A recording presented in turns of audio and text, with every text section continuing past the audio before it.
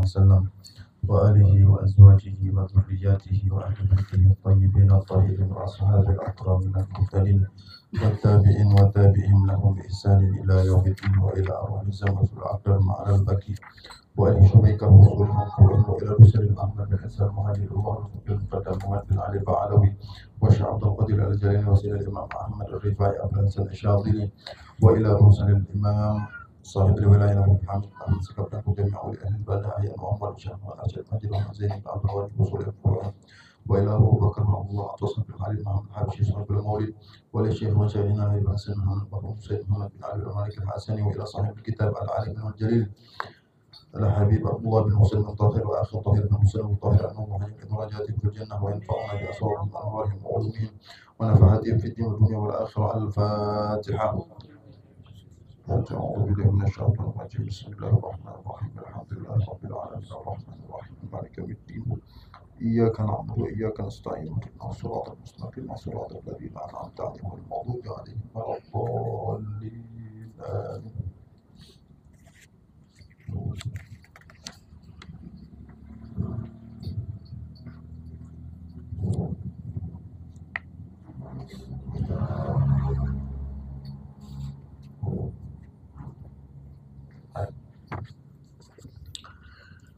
بسم الله الرحمن الرحيم. قال المصنف رحمه الله تعالى ونفعنا به وبعلومه في الدارين آمين.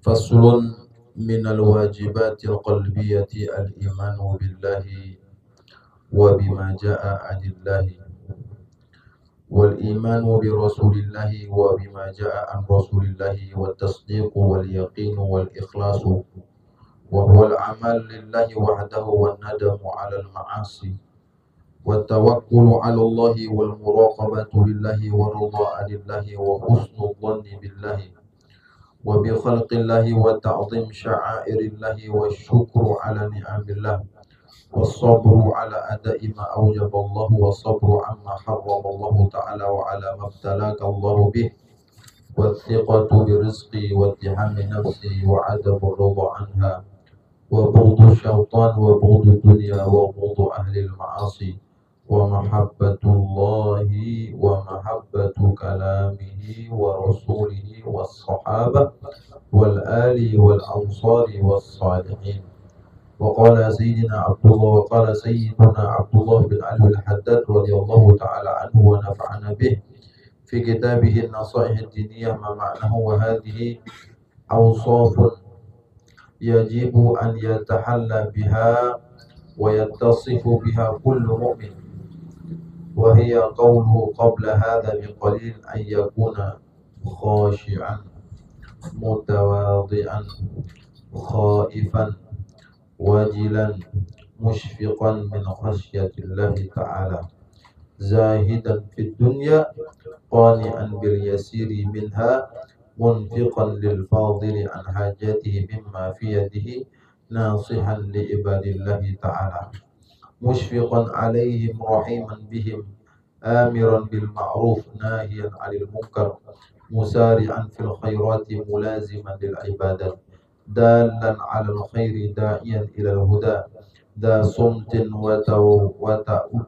وتؤدة ووقار وسكينة حسن الأخلاق واسع الصدر لين الجانب مخفوض الجناح للمؤمنين لا متكبرا ولا متجبرا ولا طامعا في الناس ولا حريص على الدنيا ولا مؤثرا لها على الآخرة ولا جامعا للمال ولا مانعا له عن حقه ولا فظا ولا جافا ولا غليظا ولا مماريا ولا مجادلا ولا مخاصما ولا قاسيا ولا سيء الأخلاق ولا ضيق الصدر ولا مداهنا ولا مخادئا ولا غاشا ولا مقدما للعامية على الفقراء ولا مترددا على السلاطين ولا ساكتا على الإنكار عليهم مع القدرة ولا محبا للجاه والمال والولايات بل يكون لها كارها ولا يلابسها إلا من حاجة أو ضرورة.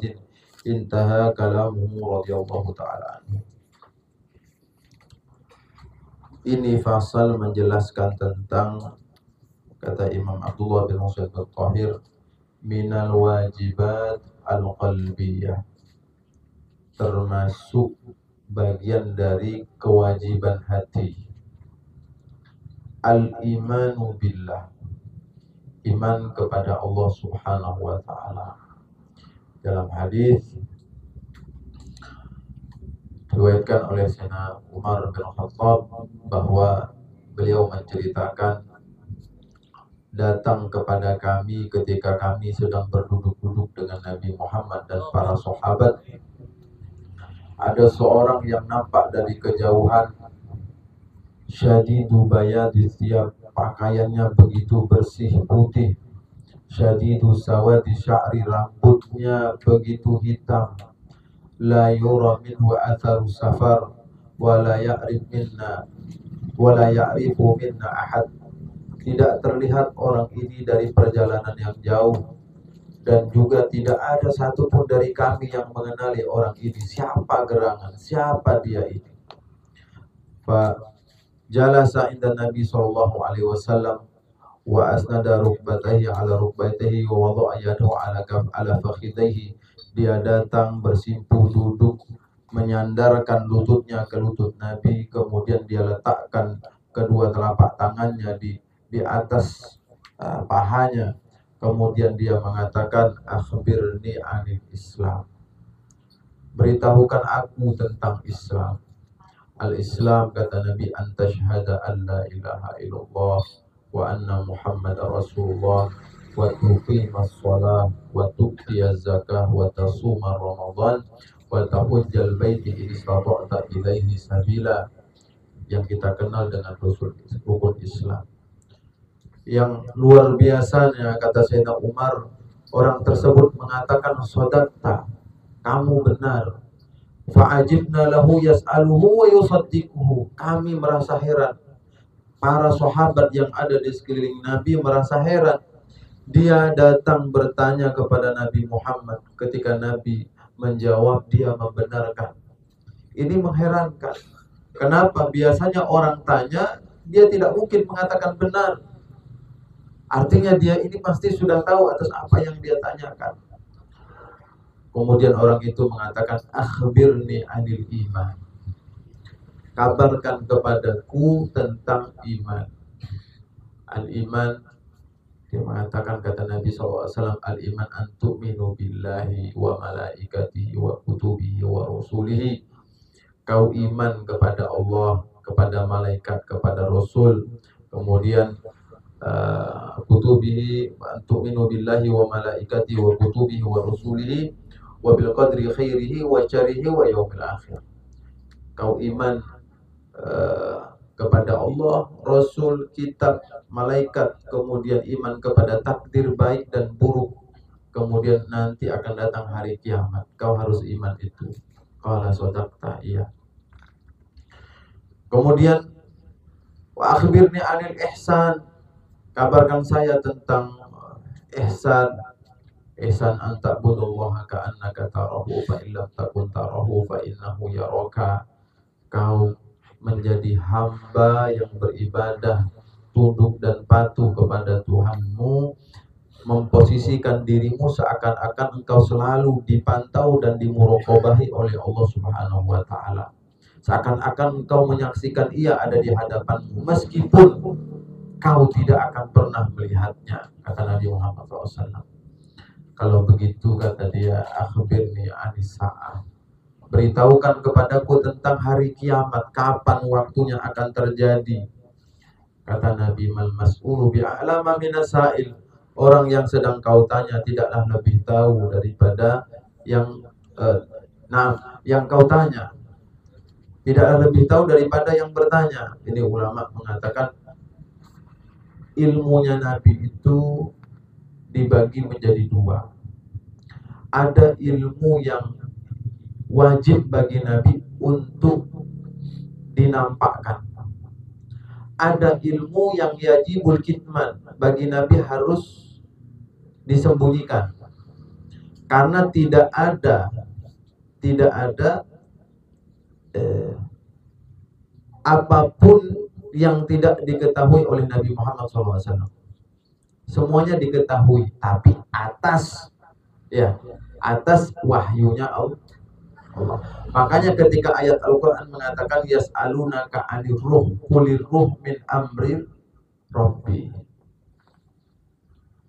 Tanya orang-orang itu, sahabat tanya kepada Nabi Muhammad tentang perkara ruh. Nah, ini kan sering menjadi pembicaraan di warung kopi tentang ruh.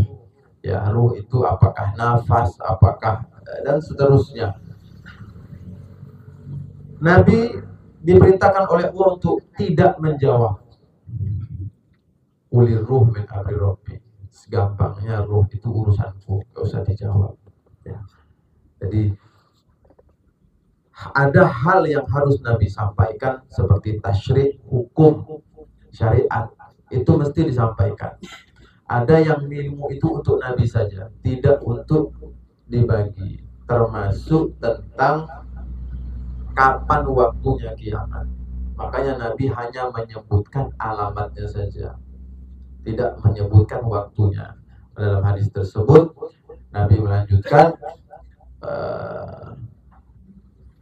kata Jibril, kata Nabi, mal mas'ulu bi'a'lama minas sa'il, akhbirni an amaratiha. Kata Jibril, kabarkan kepadaku tentang alamatnya saja. Alamat kiamat. Ya. Antalidal amatu rabbataha. Pertama, akan ada seorang budak melahirkan tuannya. Seharusnya orang yang mulia akan melahirkan anak yang mulia. Seorang budak juga anaknya menjadi budak. Nah, ini ada ibunya budak, tuan daripada ibunya anaknya sendiri. Artinya apa? Akan ada zaman anak-anak yang memperbudak kuitan orang tuanya. Ya. Dalam hadis yang lain, ya, lanjutan penjelasannya dalam hadis yang lain, kata Imam Ghazali dalam Ihya, akan datang satu zaman nanti halakur rajul, celakanya seseorang itu fiyadi ahlihi, di tangan istrinya, wa waladihi, tangan anaknya, wa abaihi, dan tangan orang tuanya. Atau kama qala sallallahu alaihi wasallam. Kenapa? Yu'ayyirunahu bil faqri. Mereka akan menghinanya, merendahkannya dengan kefakiran. Datang satu zaman nanti seperti itu. Baik. Kemudian Nabi melanjutkan, antalidal amatu rabbataha wa antarul hufatal uratal alata yatatawaluna fil bunyan. Kau akan melihat orang-orang yang dulu yang kehidupannya riskan, mengkhawatirkan, sendal saja dia nggak punya, kerjaannya cuma gembala kambing. Nanti dia akan menjadi saudagar, menjadi penguasa, bahkan mereka berlomba-lomba dalam membangun gedung-gedung yang tinggi. Ya. Nah, setelah selesai orang itu bertanya, kemudian orang itu pulang. Kemudian Nabi mengatakan, ya Umar, atadri manis sa'id. Wahai Umar, tahukah kamu siapa yang tanya itu?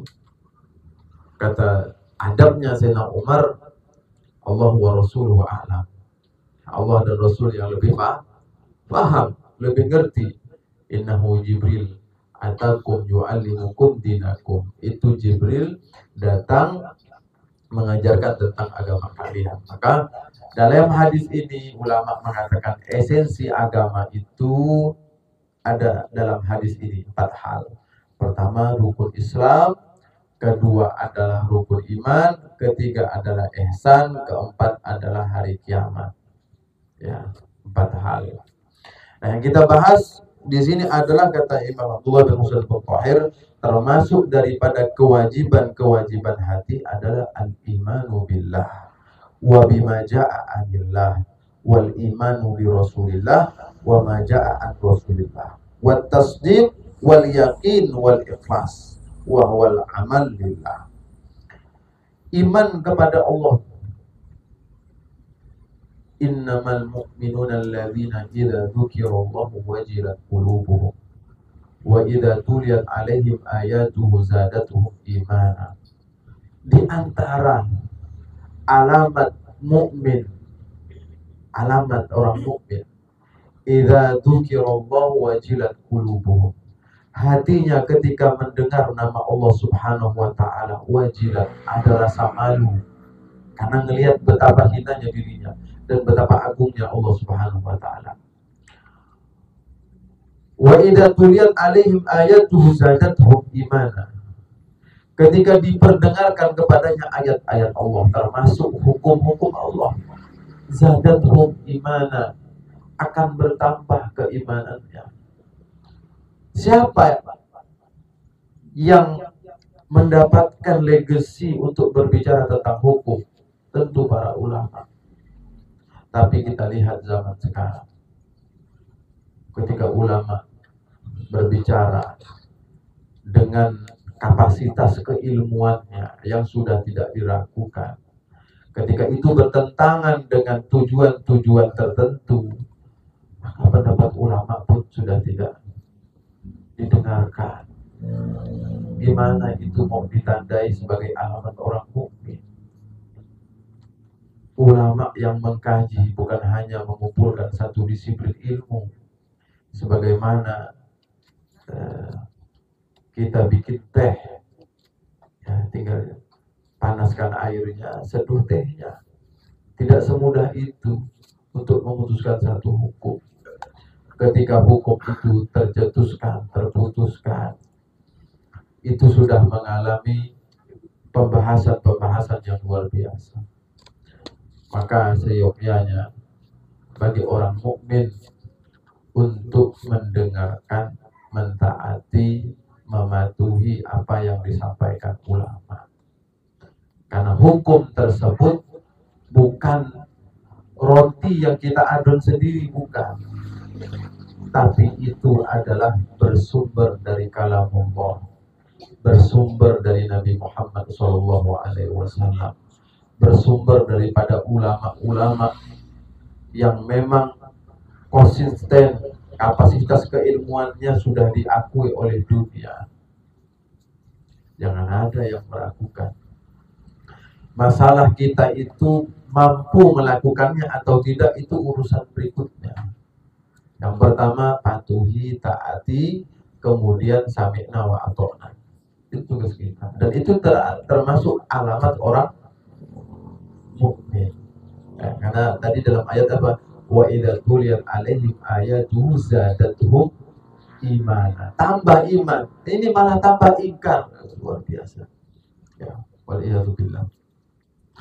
Wa bima jaa'a anillah. Iman kepada Allah dengan sifat-sifatnya. Allah wujud, kita, baqa, mukhalafat lil hawadis, qiyamu binafsi, qudrah, iradah, sama, basar, kalam, hayyun, sami'un, basirun, mutakalimun, dan seterusnya. Sifat-sifat Allah Subhanahu wa ta'ala. Wa bima jaa'a anillah, dan apapun yang datang dari Allah Subhanahu wa ta'ala. Allah mengutus para nabi, Allah mengutus para rasul, Allah menurunkan kitab Taurat, Injil, Zabur, Al-Quran kepada Rasulnya. Itu wajib kita imani. Wajib. Keluar dari Islam barang siapa yang mengingkari adanya Injil. Keluar dari Islam barang siapa yang mengingkari adanya Taurat. Keluar dari Islam yang mengingkari bahwa Allah menurunkan kitab-kitab tersebut kepada Rasul-Rasul. Itu dia sudah keluar dari Islam kalau mengingkari. Adapun adakah barang itu, kitab itu di zaman sekarang sebagaimana yang disampaikan oleh Al-Quran, kitab-kitab tersebut sudah mengalami tahrif, mengalami perubahan, sudah mengalami tulisan hasil produk manusia. Pikiran manusia tidak lagi murni sebagai kalamullah. Itu tidak wajib kita mengimaninya hal yang itu. Tapi adapun Allah menurunkan kitab kepada Rasul, kepada Nabi, wajib kita imani. Wajib. Wa bima jaa'a anillah wal iman bi Rasulillah, iman kepada Rasul. Iman kepada Rasul, iman kepada apapun yang berkaitan dengan Rasul. Makanya ulama begitu disiplin dalam ilmu Al-Quran dan ilmu hadis, sangat-sangat disiplin. Bayangkan, untuk mendapatkan satu hadis saja, satu hadis, perawi hadis, orang yang memegang hadis harus thiqah. Thiqah itu apa? Thiqah itu yang tidak memiliki kekurangan secara kemanusiaan, jujur, kemudian dia alim, baik budi pekertinya. Bahkan sebagian ulama, kalau ngelihat ulama itu memegang hadis kemudian melakukan hal yang makruh, nggak diambil hadisnya. Saking ketatnya ulama-ulama kita tentang ilmu hadis, demi mengawal, menjaga atas apa yang wajib kita imani dari apa yang datang dari Nabi Muhammad SAW. Setelah ulama berjibaku dengan keilmuannya tentang hadis, memunculkanlah 3 bagian hadis. Ada hadis sahih, ada hadis dhaif, ada hadis yang maudhu.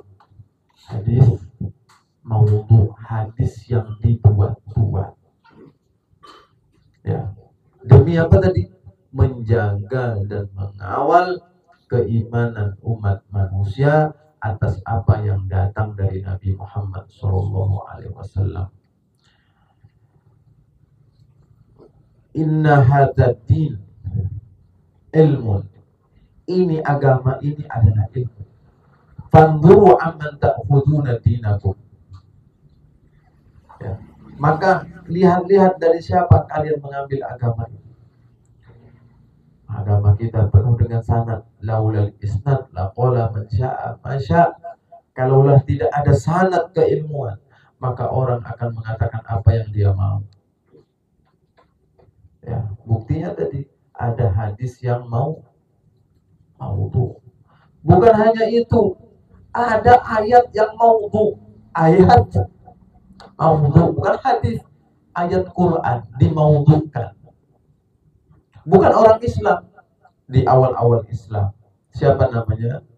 Musailamah kata al-fil wa ma adraka fil wa ma adraka al-fil khurtumu tawil. Tahukah kalian itu apa yang dimaksud dengan gajah?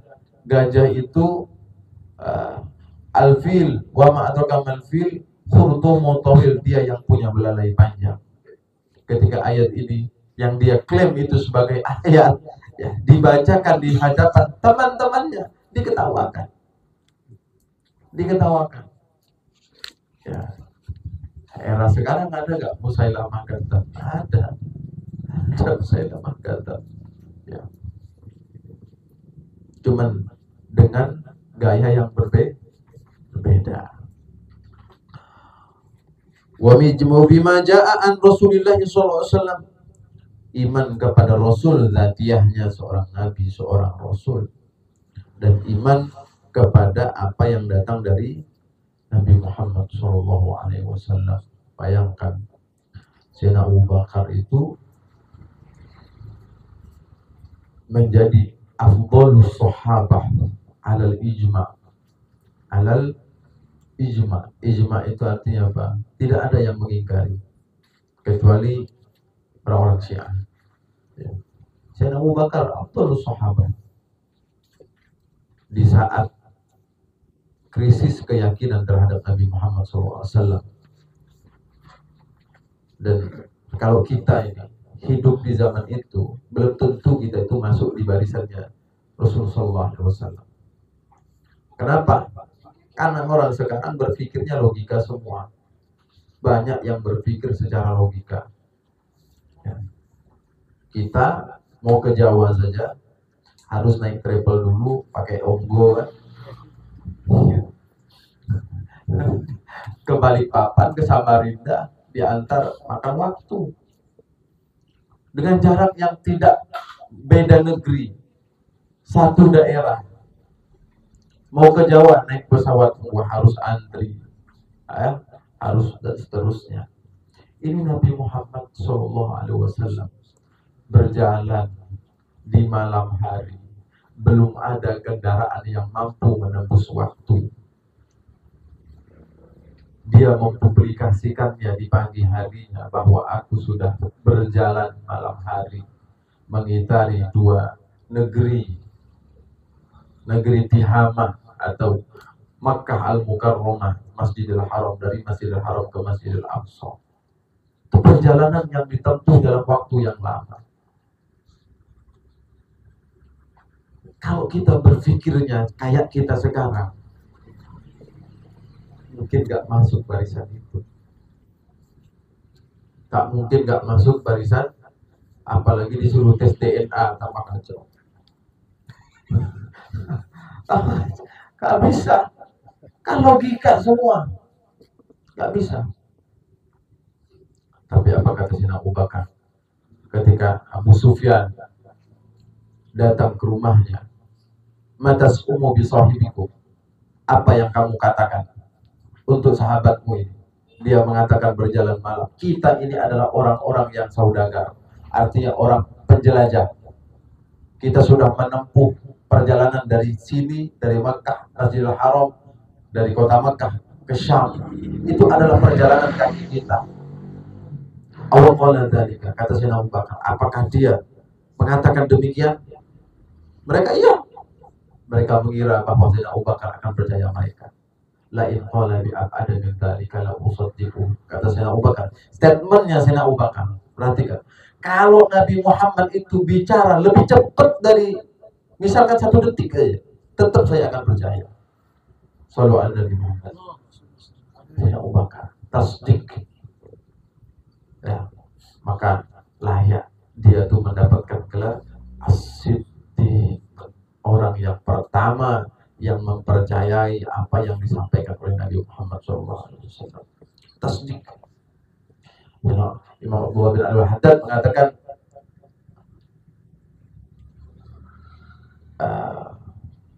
orang-orang yang ahli siddiq fi hada zaman qad madaw sidqu wa ahlu sidqi qad madaw. Kata jujur itu sudah hilang, sudah sirna. Dan orang-orang yang ahli jujur itu juga sudah mendahului kita. Itu abad ke-12, 1200. Imam Haddad mengatakan wa ahlu sidqi qad madaw. Orang-orang yang jujur. Inna solati wa nusuki wa mahyaya wa mamati lillahi rabbil alamin. Salatku wa nusuki, ibadah haji umrohku, lillahi rabbil alamin. Wa salati wa nusuki wa mahyaya, hidupku, wa mamati, dan matiku, lillahi rabbil alamin. Lillah, itu milik Allah subhanahu wa ta'ala. Sekarang berapa banyak? Inna solati li fulan wa nusuki li ajri fulan, li ajri kursi, li ajri wa mahyaya, dan hidupku milikku, bukan lillah, li, milikku, wa mamati, li, matiku pun milikku. Gimana kok bisa mati milikku?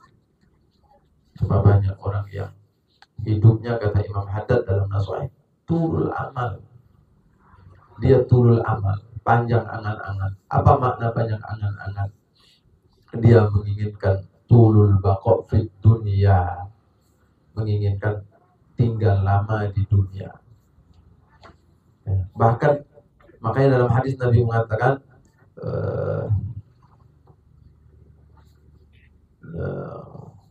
Allahumma shalli ala Muhammad, udkuru hadimil maladat, akhiru min dzikri mautakum, atau kama qala Rasulullah. Nabi itu sangat menyarankan kita untuk sering-sering mengingat mati. Sering ingat mati. Biar dunia itu dikit demi sedikit luntur kecintaannya pada dunia. Bukan kita tidak boleh menikmati dunia. Boleh, harus. Sayyidina Ali bin Abi Thalib mengatakan, kalau seandainya aku itu disuruh milih antara lahir ke dunia atau tidak, maka aku tetap akan milih lahir ke dunia. Padahal orang yang nggak lahir ke dunia kan kita tahu sendiri ada dosanya, nggak ada. Bahkan dia bisa mensyafaati orang tuanya. Kenapa Sayyidina Ali milih itu? Karena kata Sayyidina Ali, dengan kita lahir, tumbuh besar, hidup itu, kita bisa menyaksikan azamatullah, betapa agungnya Allah Subhanahu wa taala fi khalqihi, dalam makhluknya. Allah ciptakan langit yang tanpa tiang. Kalau nggak lahir kita nggak bisa lihat. Allah ciptakan hamparan bumi seakan nggak ada tepi. Kalau kita nggak lahir kita nggak bakalan lihat. Ya, hidup artinya itu dunia.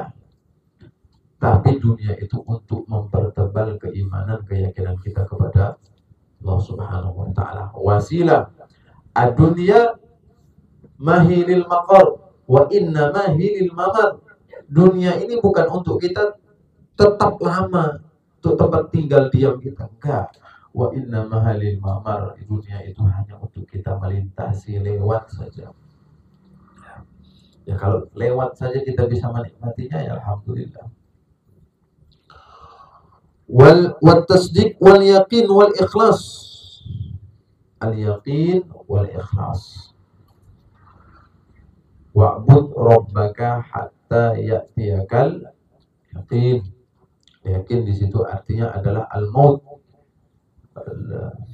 Sembahlah Allah Subhanahu wa taala sampai kematianmu datang. Nah, itu kenapa dikatakan yakin di dalam ayat tersebut? Karena yang pasti adalah kematian. Wal yakin di sini adalah keyakinan yang kuat kepada Allah Subhanahu wa taala. Yakin yang tidak tergoyahkan. Wal ikhlas, dan ikhlas. Ikhlas itu tidak seperti kita ngomong. Orang ngomong ikhlas berarti tidak ikhlas. Karena ikhlas bukan ucapan. Ikhlas seperti niat. Ikhlas itu seperti niat. Kita niat sholat. Di mana? Kelihatan niatnya? Enggak kelihatan. Adapun ucapan itu disunahkan. Kenapa? Untuk membimbing hatinya mengucapkan niat. Wa huwal amal lillah. Ini dijelaskan oleh Abdullah bin Husain Muqahir. Wa huwal amal lillah. Amal itu ada amal lisan, ada amal abdan, jawarih, ada amal lisan, amal lisan ucapan dan seterusnya. Kemudian ada amal jawarih, abdan, tangan, kaki, amal. Semuanya lillah, wahdahu, tafrid, hanya Allah saja. Gak boleh isyrak pada yang lain. Tapi jangan beramal nunggu ikhlas. Jangan amal tunggu ikhlas. Kalau beramal nunggu ikhlas pasti gak beramal. Karena ikhlas yang dia yakini itu berbeda dengan ikhlas yang sebenarnya. Al-Quran nyuruh kita beramal. Ya ayyuhalladzina amanu aqimus sholat. Laksanakan sholat. Al-Quran gak nyaratkan Anda ikhlas. Amalkan dulu. Nanti idza amilta ya'tikal ikhlas. Kalau kita itu sudah mengamalkannya, akan Allah beri itu yang namanya ikhlas lillahi subhanahu wa ta'ala. Orang bisa, mohon maaf, ini saya ilustrasikan yang sederhana saja. Kenapa orang bisa merokok itu dengan nikmat? Kalau kita pikir asap, sesuatu yang dibakar, kemudian diisap, kemudian dia mudmin, candu terhadap rokok tersebut, kemana-mana dibawa. Kenapa demikian? Karena dia merasakan nikmatnya rokok. Kenapa dia bisa merasakan nikmatnya rokok? Karena dia merokok. Kenapa orang tidak merasakan nikmatnya sholat? Karena dia nggak sholat. Kenapa dia nggak sholat? Ya karena dia nggak tahu ilmunya dan seterusnya. Itu sederhananya. Jadi kalau orang ingin merasakan nikmatnya rokok tapi dia nggak merokok, kira-kira itu omong kosong apa enggak? Omong kosong, nggak benar. Orang ingin mengatakan air ini bersifat menghilangkan dahaga dan haus, rasanya nikmat. Gimana dia bisa merasakannya? Oh, dia nggak merasakannya, nggak diminum, dibuka saja tidak. Ya paham ya? Jadi begitulah orang yang ingin beramal nunggu ikhlas. Nunggu dibukakan, ya gak bakalan minum. Nunggu makan dimasakkan, disuapi. Ya, harus beramal itu harus ikhlas, itu ikhtiar kita minta kepada Allah untuk diberikan ikhlas. Ketika Allah sudah memberikan ikhlas, dirasakan nikmat ibadah itu ada di dalam hati. Saya kalau nggak sholat itu kayak sesak dada saya. Itu sudah mulai. Wan nadamu 'alal ma'asi, penyesalan terhadap maksiat. Walladzina idza fa'alu fahishatan aw dhalamu anfusahum dzakarullaha. Nah, ini orang baik. Manusia tidak akan terlepas daripada kesalahan. Tidak ada manusia yang lepas dari kesalahan. Tidak ada satupun. Manusia mesti salah. Tapi apa sikap yang harus dia ambil ketika salah? Apakah dia, jadi kata Syekh Said Ramadan Al-Buti, orang itu terhadap maksiat dibagi menjadi dua. Ada orang yang tahu bahwa itu maksiat dan dia menyesali maksiatnya. Ini yurja taubatuhu. Orang seperti ini taubatnya nanti masih bisa diharapkan orang ini bertaubat. Ada yang kedua, dia ini maksiat, bahkan dia menganggap maksiatnya itu adalah hak, benar. Nah, ini la yurja taubatuhu. Ini orang yang sulit untuk diharapkan taubatnya di kemudian hari. Makanya dosa yang dilakukan ada yang khufyatan, ada yang jiharan. Dosa yang sama-sama dosa, tapi dilakukan secara tersembunyi, ada yang terang-terangan. Nah, dosa yang terang-terangan ini lebih besar.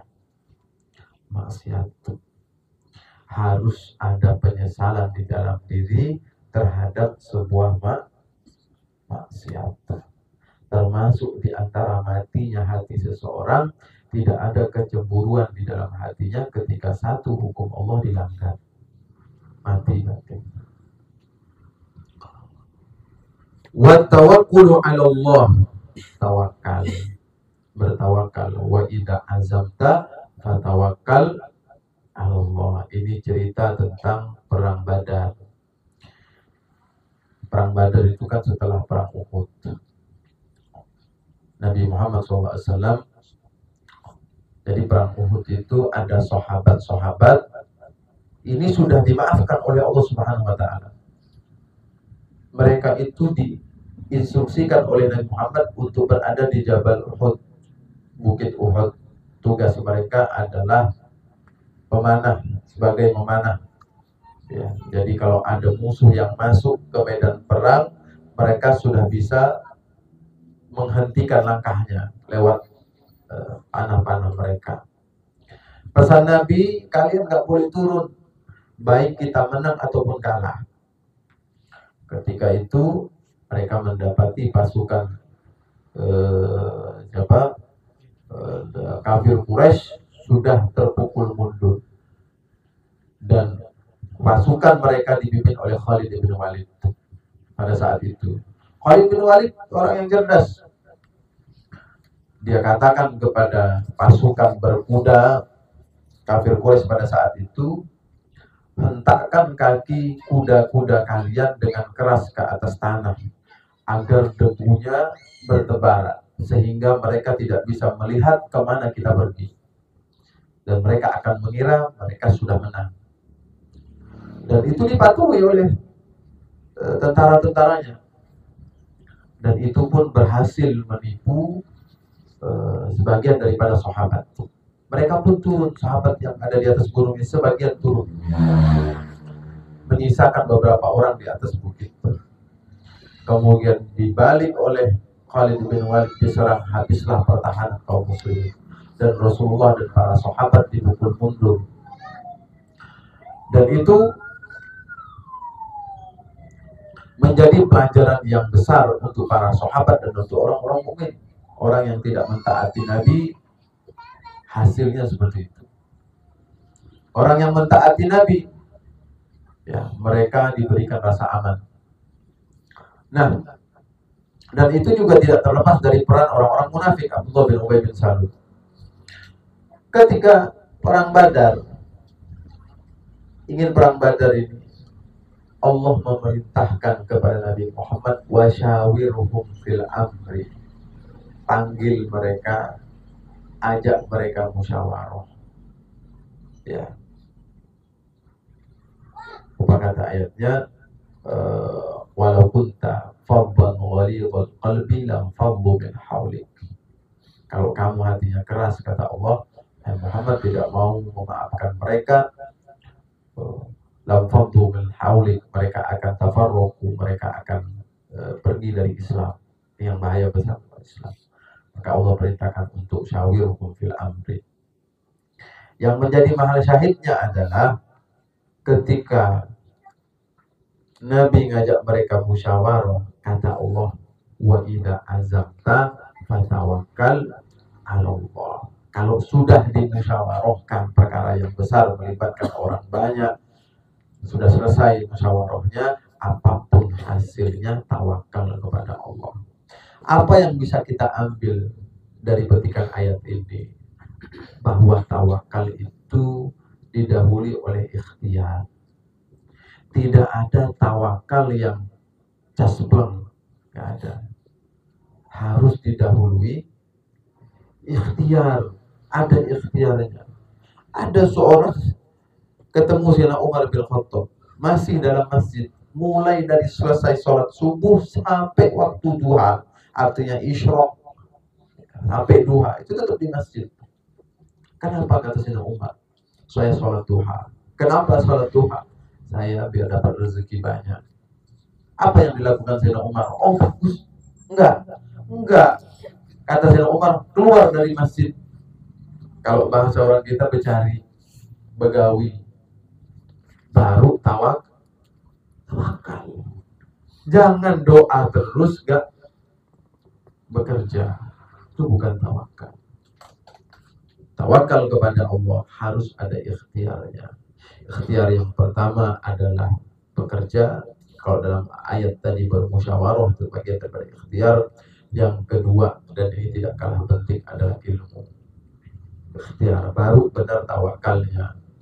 Kalau tidak ada dua ini, tidak ada ilmunya, tidak ada perbuatan yang dia ambil, langkah yang dia ambil, kemudian dia tawakal begitu saja, itu bukan tawakal. Wal muraqabah lillah wa ridha 'anillah wa husnul dhann billah wallahu a'lam bis-shawab. Semoga yang sedikit ini bisa berkesan dan ada manfaatnya dan ada berkahnya. Salah dan silap kami mohon maaf yang sebesar-besarnya. Subhanallahumma wa bihamdika asyhadu an la ilaha illa anta astaghfiruka wa atubu ilaik.